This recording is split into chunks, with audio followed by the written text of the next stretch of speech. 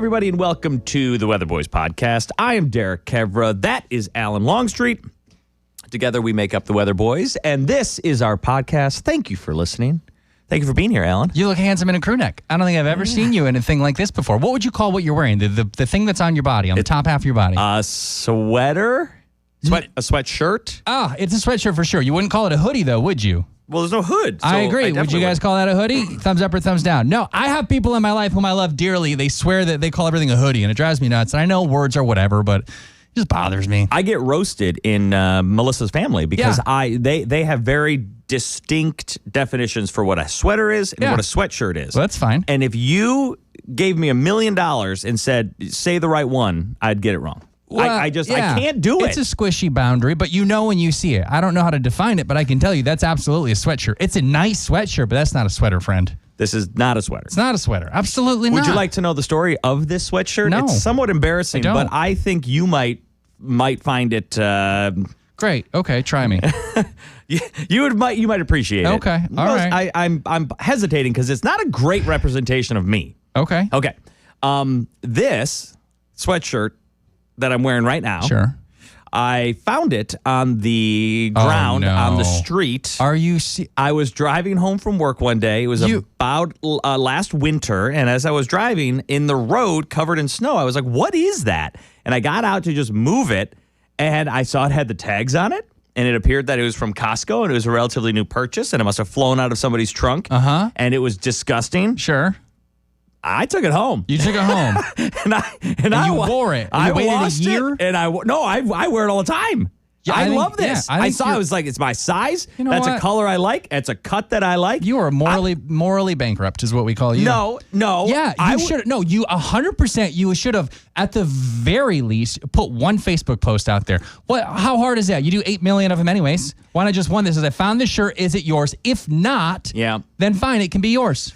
Okay, so that aside, we do appreciate my frugalness, right? Like, we appreciate the fact that I got myself a great shirt. Didn't cost me anything. Yeah, I'm on board for that, but I'm not. Save the environment, you know? It would have just ended up in a landfill somewhere. You stole the shirt off of someone's back in the middle of winter. I heard. Took the shirt off the ground. Maybe somebody threw it in the garbage, and on garbage day, it somehow fell out of the can, and it just sat there. It's possible.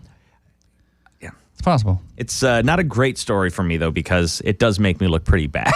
Yeah, it's very nice, like, though. Derek, buy your own clothes, this should be a commercial for Kirkland, because if you found that on the road beat up, that looks new, bright, fresh, and shiny. Yeah. That's really high-quality fabric. So that's probably a tri-poly blend. No, it is, what do they call it? It's like the towel. It's like a... Yeah. You know what I'm talking about, right? I don't. I believe you, but I don't know what it's called. Why would I know what the fabric is called? Well, that's material. It's like a cotton, but it's got a name. It's like a shoot. It's like... Yeah, it's something towel or... Yeah. No, that's not right. Yeah, that's it. That's good. All right. Well, that embarrassing story aside, how you doing, buddy? I'm good. I mean, look, I'm feeling the way that everybody's feeling. I'm sick and tired of being cold. It's done. It's enough. I don't know when this is going to air, but today is the end of January, and it's stupid. It's dumb. I'm finished with it. Yeah, it is. It's wearing on you. Yeah, and it's tough because we are the ones that look into the crystal ball and see the future, and like all of February just looks cold. I know we don't talk about weather. Terry cloth. That's it. Terry cloth. Thank God you remembered that. Terry cloth. Wow. That's it. Yep, I knew I was going to get it. Got it. Yeah, I know. I hear what you're saying. Yeah. As a meteorologist, there's not a lot of places we go these days where people are happy with us. Yeah. I mean, there's a lot of negative being thrown at us. Like, sure. Oh, thanks a lot, Alan. I don't even mind that. I'm just tired of it personally. I want to hurl the negative at myself. But, whatever. It is what it is. You find fun things to do. I'm loving it. We were out yesterday, the kids and I, 3 hours playing in it. Mm-hmm. Yeah. We live in a cul-de-sac where they shove all the snow in the middle of the cul-de-sac. Yeah, that's good. It's beautiful for snow forts because you don't have to do any work. There's already a mound there. Totally. We were digging tunnels. Yeah. The kids made couches, snow couches, beautiful. And snow chairs. Yeah. It was awesome. You will not hear me complain about winter. I love it. I went out for a winter walk on Sunday by myself in the woods, in the wilderness. It was beautiful. I loved it. It's so quiet. It's so peaceful. I understand that. And I'm still done with it. I've had my fill. I would like to not be in pain when I walk outside. So can we lament for a second being meteorologists this particular winter? Because early in the season, there was a rough forecast for all meteorologists. You mean the one that like 3 Wednesdays ago? Maybe 5 by the time this comes out? Yeah, but like... That's terrible. Yeah, we thought it was going to be a little, it was a lot. Yeah, I said an inch. Everybody did the same thing. It wasn't just like we screwed that up. But here's the fallout from that as a meteorologist. Sure. Is when you get one forecast wrong like that, now every single time you say anything. Oh, for sure. People go, are you sure? Yeah, right. Where you're like, hey, we're going to get a clipper system. It's going to bring 1 to 3 inches. Oh, yeah? Really? Should I double that one? Yeah, you sure about that? Are you reading the comments, though? Yeah, of course I don't read the comments. I'm a man of the people. Protect your peace, Dirk. Yeah, you're a man of the people. Oh, yeah? Where'd you get that shirt? From the people? Well, from the person who was shirtless I'll in tell a snowbank freezing? I'm not buying any Gucci, Versace sweaters. I'm the guy that's going to pick it up off the ground, wash it, and wear it. Yeah, that's what I'm going to do. Yeah, that's true. That's fair. It is. It's obnoxious. Stop it. Yeah, but it comes with the territory, doesn't it? And that's fine. But if you're going to have a joke, please make it funny. That's all I say. Yeah. Deride me all you want. Well, you know what's good about that is our guests today are 2 people that do have jokes, and they will make them funny. Yes, they will. The conversation, it's a celebration, Derek, of the Detroit Rep Theater. Nearly 7 decades of bold, independent, deeply human theater in this city. So we're going to be joined by Leah Smith, one of the driving forces behind the Rep, Pharoah Muhammad, currently appearing in August Wilson's The Piano Lesson.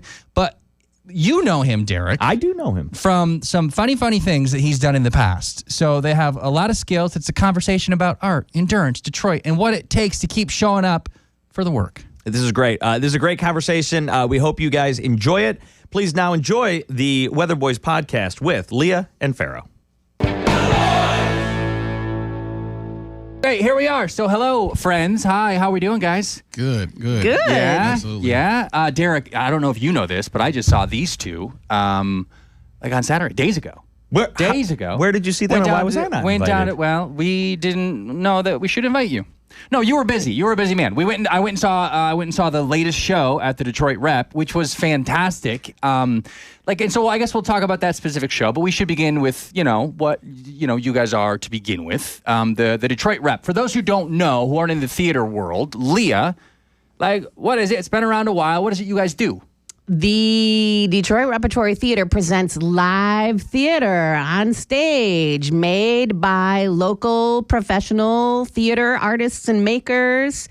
The Detroit Rep is Michigan's longest running nonprofit professional theater. We are located in a neighborhood in the center of the city of Detroit. We've been there since 1957. And now here we are celebrating our 69th anniversary season.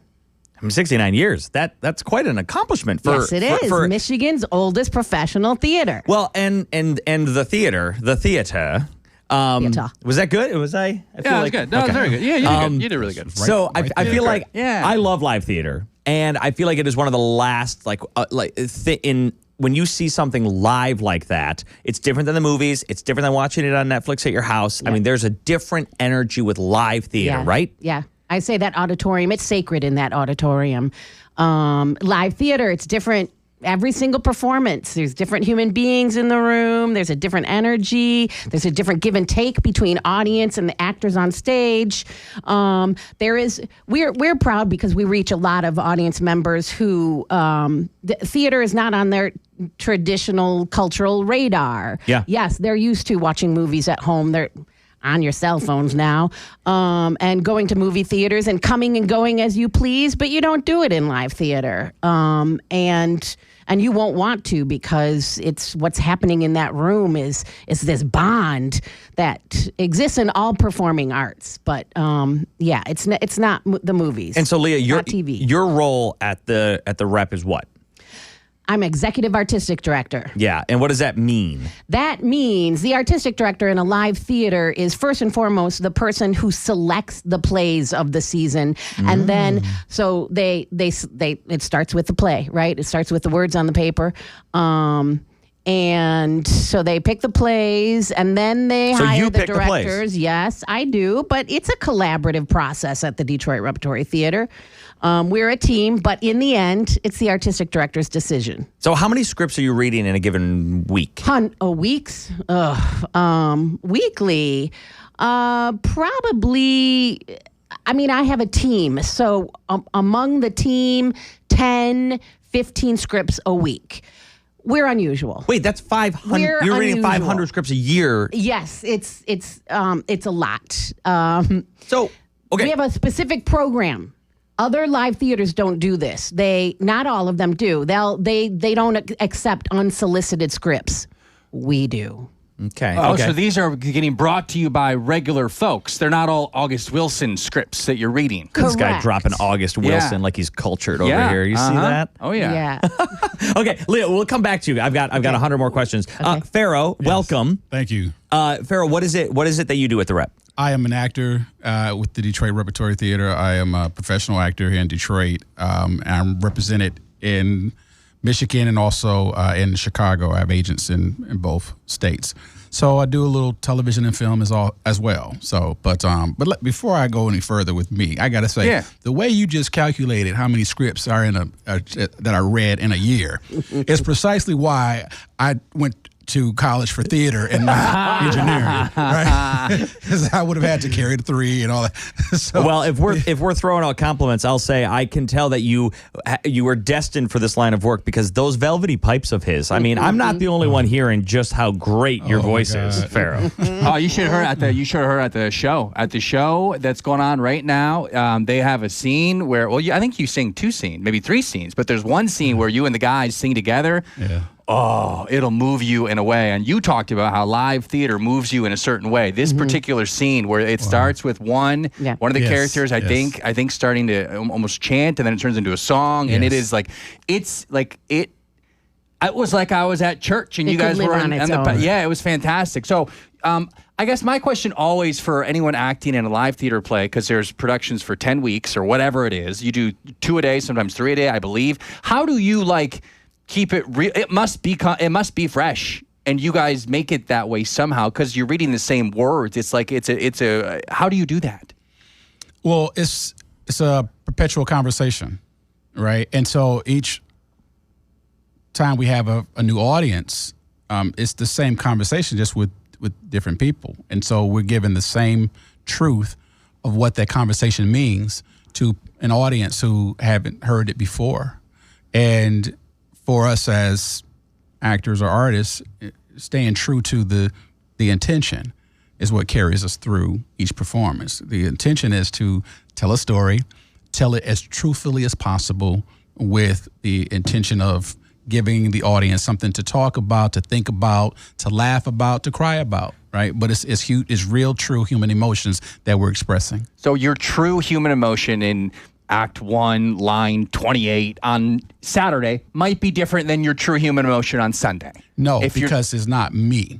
Right, it is the character. Right. And that character's emotion is true every single performance. Sure. How I feel is completely irrelevant because whatever's going on with me, it stays in the car when I pull up into the parking lot. Sure. So I'm playing Whining Boy. Yeah. And so Whining Boy's needs supersede mine for that time that we're on stage, every performance. How do you do that? Because I hear actors talk about this, and Leah, you're laughing over here, but I hear actors talk about this. That has to be so hard. I mean, our job, I feel like as on-air meteorologists, like we sometimes have to put our emotions aside, and that's difficult, and we only have to do it for 90 seconds. You have to do it for 2 hours. You know, maybe you get an intermission in there as well, but how do you separate the actor role from the real life person that you are? For me, I think the biggest challenge, if I could call it that, is allowing whoever I may be to go into what I call animated suspension, right? You just kind of just go into this sphere, right, where now Whining Boy is me. Now, I'm not going to drive around with my Whining Boy costume on and all that, right? I'm not going to go that far with it. There are actors who do that, though. But for me, it's just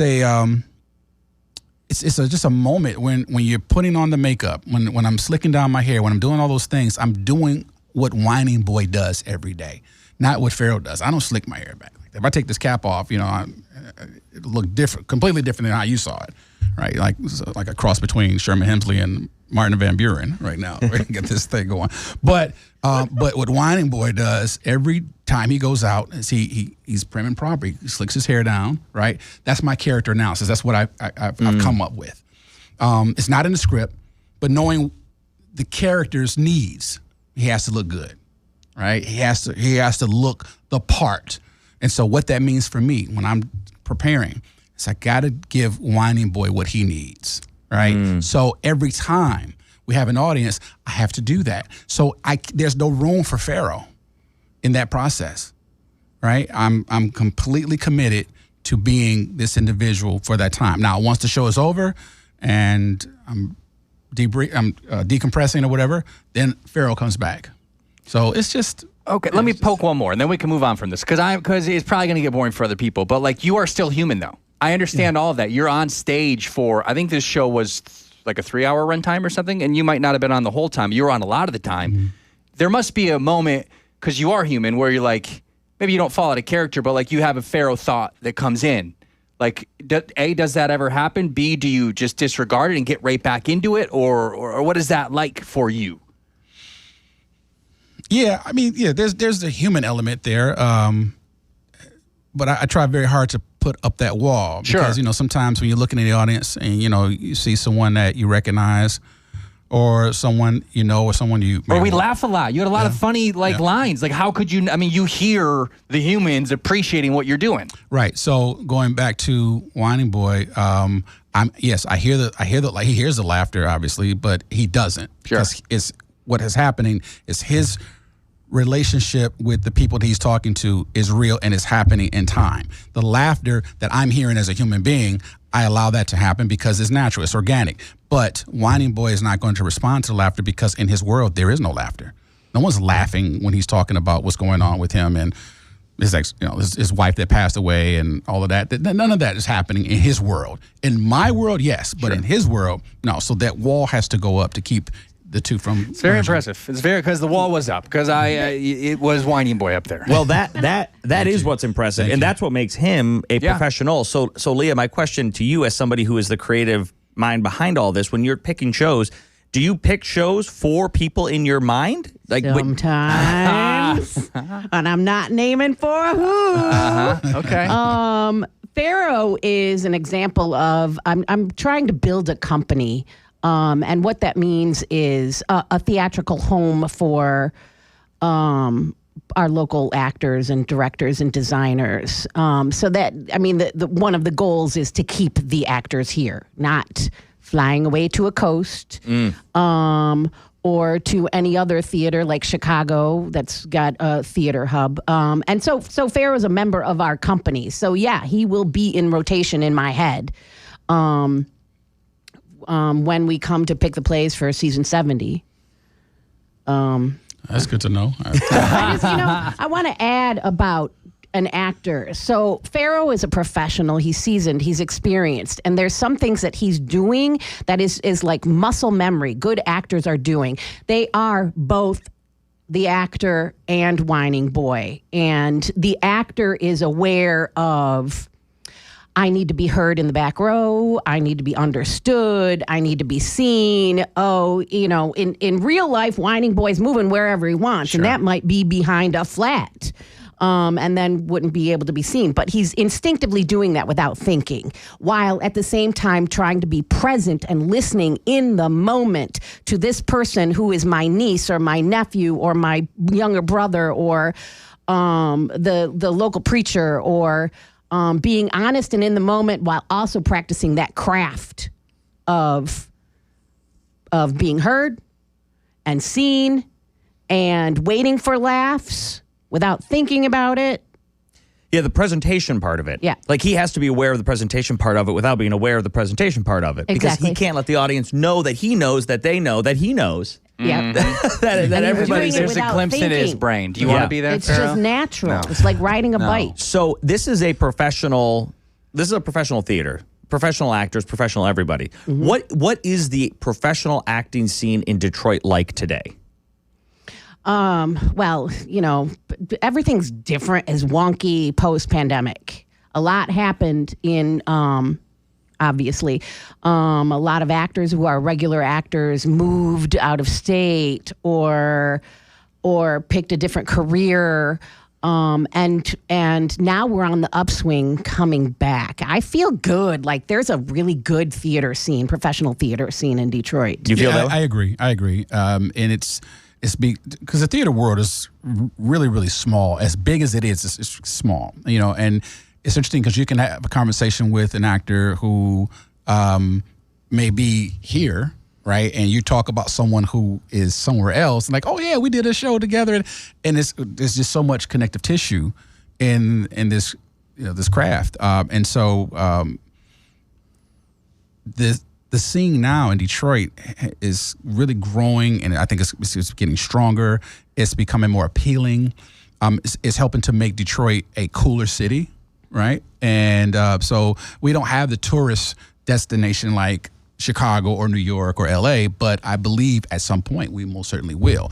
And with this artistic community thriving, right, undergirding the renaissance of what's happening here in Detroit, I think at some point people will be coming back to Detroit to vacation. So, no, go ahead. So do you, as a professional, do you need to move to New York or LA or Chicago to be a professional actor? No. But there are opportunities, or there have been in the past opportunities that were more abundant in those areas. Again, New York is a tourist city. I'm an alumni of Detroit Second City. And one of the things about the shows that were performed at the Second City, it's a lot of times the audience members would be folks who've seen it already, come back to see it again.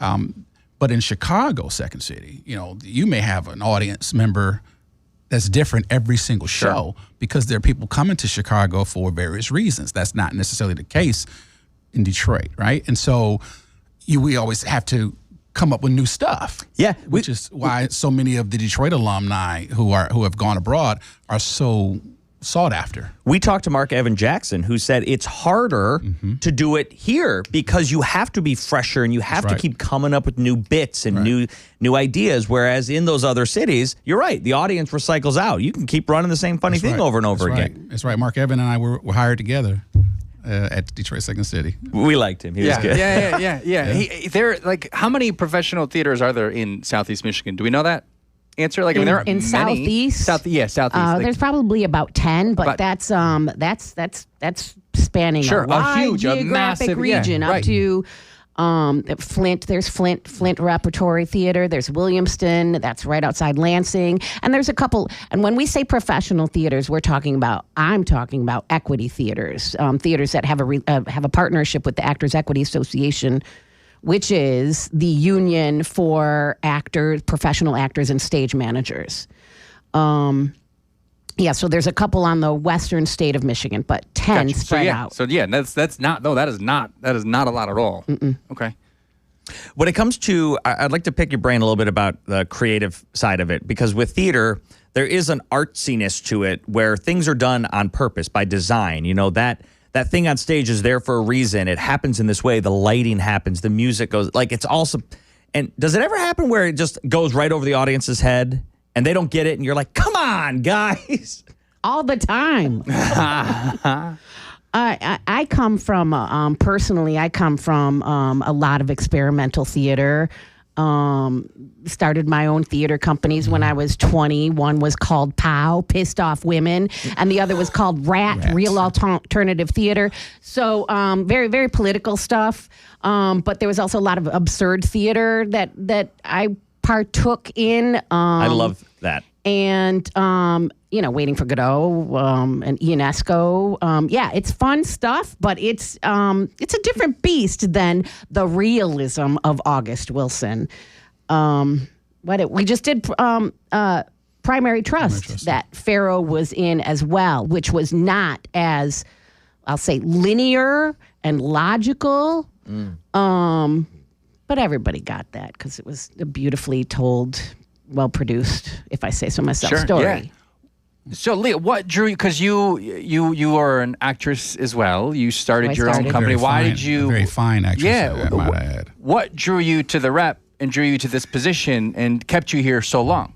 I grew up in the city of Detroit on the east side, and I went to Detroit public schools. And when I was studying theater at Wayne State at 18, 19, 20 years old, and going to theaters and seeing theaters around this city that I grew up in that was majority black, I was perplexed as to why all these theaters were full of white, like myself, white actors and producers and directors, and in this majority black city. And then I auditioned for a show at the Detroit Rep in 2001 and was cast and introduced to the way Detroit Rep did things. And I said, this is what theater's supposed to be. Theater's supposed to be for the people, that that serves the people that live in the community it lives in. And that's what the Detroit Rep does. This is, to me, what theater's supposed to do. So I think you can hear in my voice that I fell in love with this theater. And I forced my way into the artistic director's and founder's office and said, you need me. And that was 20-something years ago. I never left. I've worn every hat, and really proud to be a part of this legendary arts institution of Detroit. The show that I was at, there were some parts. There's a preacher in the show, and there are parts where the crowd, the audience. It literally, I mentioned it's like a church. It was like a church. They were like, it was as if he was actually preaching to them. Is the response often like that, whether there's church involved or not? I felt like there was a little back and forth. Yeah, I think in most cases, especially when you have a predominantly black audience, which this play has had here recently, you have what is called in black historic culture call and response. Yeah. Right. And so because when you mention church, that's what you hear in church. Yeah. Right? And that's a deep rooted cultural thing, right? And so the theater, which, if we're completely honest, at one point served as a church, right? And so you come to the theater to get fulfilled, right, spiritually. Sure. And so that's what happens. You see it in jazz concerts as well, right? When the trumpeter is really hitting a note and the crowd is going crazy, like, go ahead, play, and that energy feeds that performer to give more. Sure. And so that's what happens in live performances. Yeah. And so that preach, Pharoah. Always I think that type of response has always fueled the artist to give the people what they came for, and that is to be I like to use the term edutained. Okay. Right? Because you educate and entertain together, right? Now, I didn't come up with that term. That was from the old hip hop Boogie Down Productions album back in the day. KRS-One, I think, coined that phrase, edutain, and it stuck with me then because it means just that. You entertain people through education, or you educate people through entertainment. So there's that bridging of the two, edutainment, and that's what happens when you come see a show at the Rep. Because Leah is very, very, I got to say this, Leah is very, very particular of what she puts out, because she doesn't want it just to be, it's not a money grab. Yeah. It's really about the community, about the people, about the craft, about society, all of that. It's all wrapped up. She's really a godsend. Pharoah, do you like one genre more than the other? Do you prefer comedies, or do you like dramas? I don't have a preference. Comedy is really difficult. I don't think people say that. They say it's harder to do comedies. It is. It most certainly is. It's harder to make people. It's harder to make a person laugh than it is to make them cry. Right. Oh. But whenever you get what you're looking for, whether it be in comedy or drama, the effort is rewarded. Right. So I don't have a preference. I love it all. I can go and perform a sonnet down in Campus Martius at noon in front of all those people that are walking by for absolutely free, because I love the craft. I enjoy the fact that I'm paid to do that. Yeah. Right? But I could do it absolutely for free, because this is what I really believe I was born in the world to do. And I know this is about the Rep, but a quick aside here, and I have no question here. I just want to say that comedy is hard. To do one funny scene is hard. But this guy, I don't know what it's called. I don't know what I'm allowed to say about it. Some sketch comedy that you put together. Black Box. Black Box. Black Box comedy. I believe it was half an hour long, right? I believe it was half an hour. About 20, a little over 20 minutes. You sent that to me maybe 6 months ago, and like people send things all the time. You're like, for sure, I'll watch it. And then you watch a little bit, and you're like, that's cool. I did not. I mean, I could not stop watching it. That's what you showed me, right? Yes, that's what I showed you. It was very good. Like, it's just, I don't know. I guess it's just a compliment because, like, to see you there and then here. I don't know, man. Job well done, I guess, is all I got to say. Thank you. Well, I've got a follow up to that. So, do you find that what's going on in your life, Pharoah, you tend to lean into that discipline? So, like, you know, if things are hard in your personal life, you find that you're jonesing for a tragedy and that's the kind of role you want to play. Or if everything's going good, you're like, yeah, let's do a comedy. I feel great. Does that how it work or no? No, sir, not for me. Okay. Whatever the role is that is being asked, I do have a fantasy though. I would like to play a villain. I have not been given an opportunity to play a villain. All right, and so I would love an opportunity to get my teeth into a role like that. But whether it's comedy or drama or dramedy, it's all the same for me. I guess that's what makes you you. I may prepare for them differently, obviously, but they're all the same essentially to me. In the world of like 8-second TikToks, is it hard to get people in the seats? I went to a sold-out show, but you guys seem to be doing just fine. I have to imagine, though, that over the years, you know, audience habits may have shifted. Well, I think the majority of our audiences are not using TikTok. Yet. And I... Don't you get her started, what Derek. I mean is, don't even do it. What I mean is that TikTokers will age into the theater. Yes. That's what I mean. Okay. Okay. That's fine. Okay. I wish that you guys could see the eyes she's giving him. I am trying to pivot so hard because I'm getting daggers from Leah over here. You know, it could go the other way. Social media is a tool. Yeah. It's a tool. But I don't think it's doing anything emotionally healthy for us as a society. And I think live theater counteracts that, thank goodness. It does. I felt myself, because I love it. Leah gets on the stage and she's like, don't put them away. She said, you shut your phone off. And I shut my phone off and I found myself feeling a little agitation as the show went on. Not at it, just like, you know, you have the thing where you just reach for your phone. You know what I mean? You feel phantom buzzing? Yeah, stuff like that. And so I really think that this is a healthy exercise to sit without it. I'm going to add that little tone you just had, and you shut your phone off. I didn't say it like that, but I'm going to now. You should say it like that. But it was, I don't know, the show's just so freaking good. Yeah, and the thing about it, because theater has not been on the radar, as you mentioned earlier, Leah, the etiquette that is typically expected in theater. I don't want to say people don't care. I think they don't know. Sure, yeah. There was a time I remember as a youngster going to the Ford Auditorium, and we would go see the Nutcracker Suite or whatever was performing, and the ushers would pass out cough drops to ensure that if you had a cough, right, something would kind of hold that down, because if you disrupted what was happening on the stage too many times, they would usher you out. Wow, just from a natural cough. Absolutely, because because what's important is what's happening up here for everyone else. Sure. And so you can't be an obstruction to that. Okay, so tell us, I'm sure it's happened. You've been on stage and someone's phone rings in the audience. How do you respond? Oh, listen, well, how do you want to respond, and how do you respond? Two parts. All right. What we typically do is just go ahead and let that thing play out. But we had a situation once where can I tell the story about the phone? This is a podcast. Okay. It's all right. Wild So West. we were doing Ma Rainey's Black Bottom, and there's a monologue that's performed by gentleman Evan. What's Evan's last name? Evan Lewis Smith. Smith. My God, I had a senior moment. This gentleman is probably one of the most talented young actors that I've seen in a long time. He's playing the role of Levy. Levy has this talk with the gentleman, the other characters in the band room, and I was one of them. I was Toledo. And he's talking about what happened to his mom. it's a very touching and very serious monologue. And all of a sudden you hear his phone ring. And he's still doing his monologue.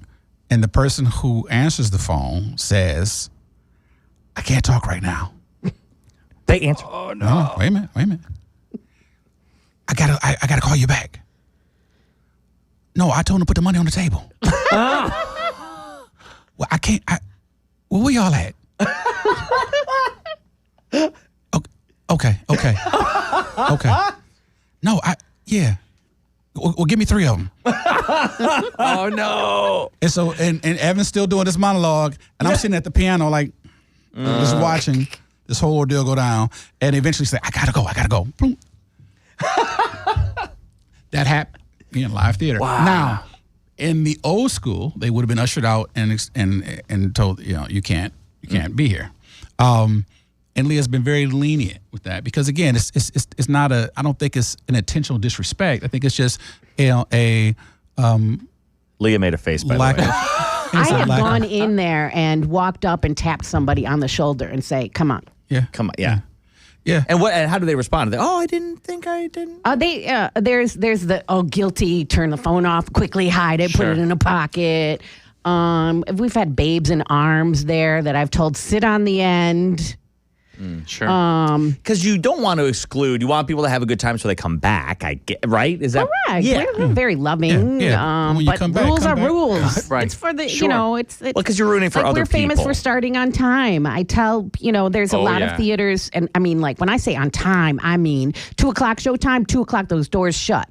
Where so many theaters will wait for their subscribers are still Theater not here time, yet, yes. or our big donors aren't here yet, but the people who came on time deserve to have the show start, and especially when it's a 3-hour August Wilson, because I can't be there at 7:00 after the 3:00 show and the show is still going on. But You got another one at 8. Absolutely.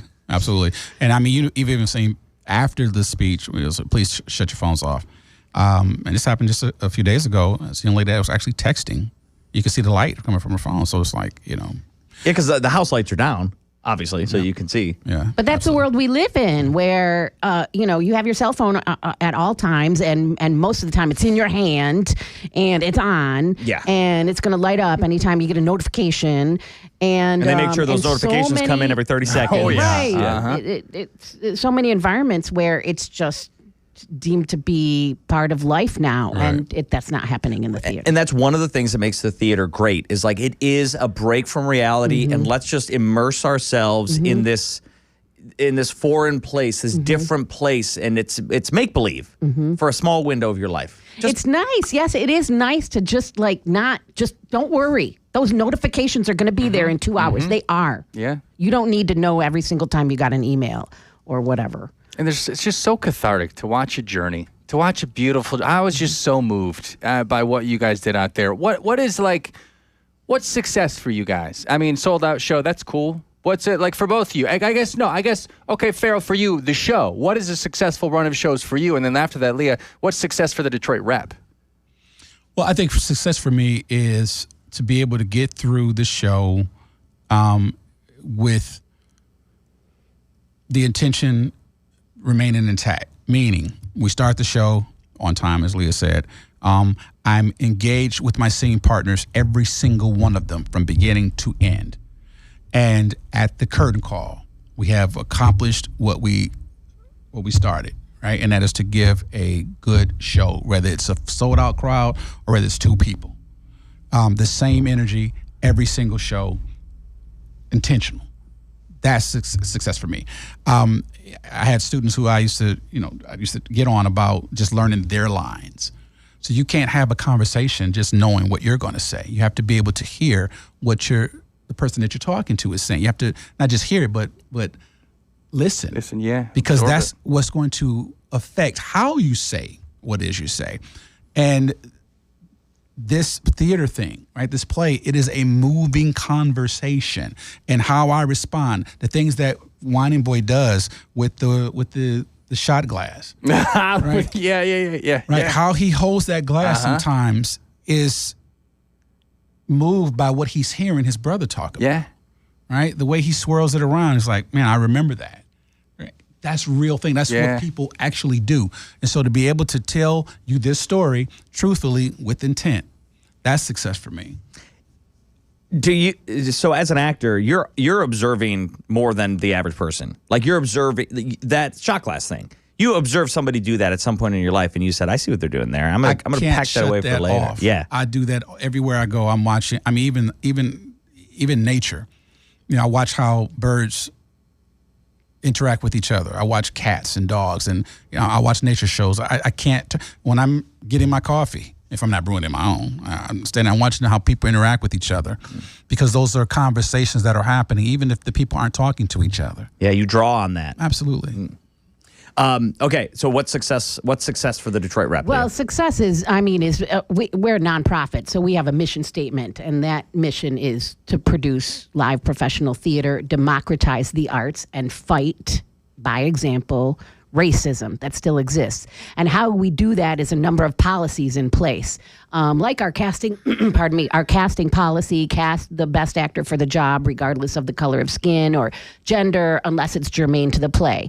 In August Wilson's plays, yes, it's germane. In many, they're not. And so we are, I deem successful if we have done any of those things. And like he said, if one person walks out and is changed, we've done our job. There's August Wilson's, and those sell out. And then there are plays that we do that are world premieres by playwrights that nobody's ever heard of, subject matter that might not seem really relevant or on the surface. And those audiences and those performances might be less packed than an August Wilson, but we did a service to that playwright by giving them an opportunity. Mm-hmm. We're doing a service by casting actors and giving them work, local professionals, and possibly telling a story that does affect one person. I just read a review of something that I didn't see during Primary Trust, about somebody who had seen the last performance of Primary Trust, and was going through some dark, depressed times and feeling some grief, and went into this play not knowing anything about what it was about, which did touch very much on grief, but it was very hopeful and a beautiful story. And she said, and this was exactly what I needed. I didn't know anything about this play, but I feel rejuvenated and I'm rejoiceful, and I'm taking something away from this. It was beautiful. So if that was the only person that was affected by Primary Trust, then we did our job. It wasn't, but changing the minds by touching the heart. I grew up as a theater kid. Like all through high school, I did theater and stuff. What is it about theater that makes people bond? I'm talking the cast now. What makes them bond so much? Because every cast I've been in, it's like a mini family for 3 months. It's like summer camp. It's the best. Well, I think there's a camaraderie that develops because you're about to do some heavy lifting, right? And you are committed to this project with these people, some who you may know, some who you are meeting for the first time, and everyone is pulling the rope in the same direction. It's a team, right? And so I don't liken this any different than how when we had two-a-days for football. Sure. Right? Some of the guys who were new to the team, they were part of the team, and minus the hazing, right? We all became part. We all wore blue and gold, right? Yeah. We were Denby strong, and we loved each other because we were in the grind together. Now, whether we went out there and won or lost, on game day, really didn't matter as much as the fact that we were putting this effort together, right? So the same goes with being in the dressing room. We're applying our makeup. We're doing whatever actors do before they go on stage, right? We're doing it together. We've gone through these lines. We've had these rehearsals. We've had those moments of, man, am I really bringing it? And you're getting the notes from the director, and you think, I was doing that already. I thought I was. And you have all those moments where you even wonder, man, am I in the right field? Yeah, self-doubt. Right? Yeah. All of those things, right? And so, but you're having these moments, and someone comes around and says, "Hey, you really did that thing today," and it makes it all worth it. It's like you go to the golf course, you mess up 8 holes, you get to hole 9, and you make par. You're like, I can do this. Yeah. Right. It's that same feeling. Like no matter what happened, no matter what the negatives were that are in your mind, that may not even be real. When someone comes along and says, "Hey, you know what? I see you." How do you deal with that? Because you've been doing this for a while, so maybe it's not an issue for you anymore. Maybe it wasn't ever. But I got to imagine, again, we're human. Like that, you're this character. This character probably has self-doubts, but this character isn't Pharoah, who has self-doubts about his performance potentially at some time. Like, where in the process do those emerge for you? When do you usually get over them, or is it different every role, or what's that like? Oh, that's a good question. Like, when do you know that you got Whiny Boy down? You know what I mean? Because you had him down when I saw you. When did you get him down? It's interesting that you say that because I made some mistakes in that performance. There were some things that did not come off. Alan brought those up to me. Yeah. So we're gonna hit him at the very end. Yeah, There were some legit moments where you felt less than from that performance that I saw. Not that I felt less than. I just there were just technical things that happened. Sure. That maybe the audience would not see because they don't know what the technical cues and things are. But I know where I missed something. Okay. And so, but the old adage, the show goes on. Yeah. I couldn't be like, oh man. No. Okay, I'm sorry, y'all. I messed up. Hold on. Run that cue back. Let's try this again. Yeah. You can't do that. And so, but that's where improv comes in. You have to be able to pick up where you are and keep it moving. So it's yes and. Whatever is given to me, I accept that. I take it, I use it, and I move on with it. And that's what has to happen. So, moving through a piece, there's always going to be an opportunity to mess up in live theater. And that was one of the reasons why I love live theater, because it keeps you real. Television, some of the best stuff I thought I did, in scene, I didn't see when it aired. Some of the best stuff that affected other people in the room. Mm-hmm. When there's a scene where I'm in Chicago Med season 5, I have to walk away from my son he needs a blood transfusion, and because the character I'm playing is Jehovah's Witness, they don't accept blood transfusions, so I had to walk away from him because he had a tattoo, right? And so there was a moment there where I had to come to grips with the fact that I'm actually about to lose my son, and I have to be okay with that. And there was a moment while we were shooting where tears were just flowing. Because I'm in this moment where I got to make this hard decision, and my wife has to follow. All you saw when it aired was me doing this, wiping your eyes. That's it. Yeah. But when we cut that scene, there wasn't a dry eye in that room. Sure. But the best part of that you never saw, because now we're talking about time, right? And what has to go into this small little narrow spot. With theater, you earn the moment to pause and to drag. You have to earn that. And when you do that, the audience is right there with you, and I feel it. Yeah. So you don't get that with television and film. But that's why we see these famous actors going to Broadway and doing shows. I mean, Denzel, Sean Hayes, like all these people that are Wendell Pierce. Yeah, they're going there. They're doing shows because there is something special about that. There's a vulnerability being on stage that rewards you in a different way. Absolutely. And not only that, many of them got their start there. Mm-hmm. And I tell anyone, you don't get in front of a camera to learn how to act. The theater is your incubator. That's your womb. That's where you come, and it's your womb. It's your mentor. It's all of those things that help you develop the legs. Right when you're walking, right, there's someone say, "Come on, baby, you can do it." And you follow. That's what theater is. It gives you the opportunity to learn those things, what not to do, and what to do better. So that when you're able to get in front of a camera, right? Because, theater is, big. You got people way back there. You got to make sure they see you, they hear you. But in television, no, it's all right here, right? You have to be able to make that transition. And sometimes it's harder for theater actors to do television. But the point I'm making here is that once you know how to turn things off and turn things on, you learn that on the stage. You don't learn that in camera film. In camera work. Okay, we're running out of time, but it would be crazy if we didn't ask, what's one of the nuttiest things that's ever happened on stage? something that fell apart, something that was not supposed to happen, that you go, whoa. And then you got to keep, the show must go on. I came out with my zipper down once. And I was wondering why, because a lot of times the senior citizens, are sitting up front. And I was wondering why so many of the elderly women were like this. And I realized, my zipper is boy. Okay. My wife was like, but for all the audience who knew, it was supposed to be like that. Yeah, right. This guy is kind of cute. Okay, let everybody know, listeners that are saying, okay, I'm sold. How do I see a show? Go to the Detroit Rep website, DetroitRepTheater.com. It's spelled R-E at the end of theater, but if you spell E-R, it'll take you to our website, DetroitRepTheater.com.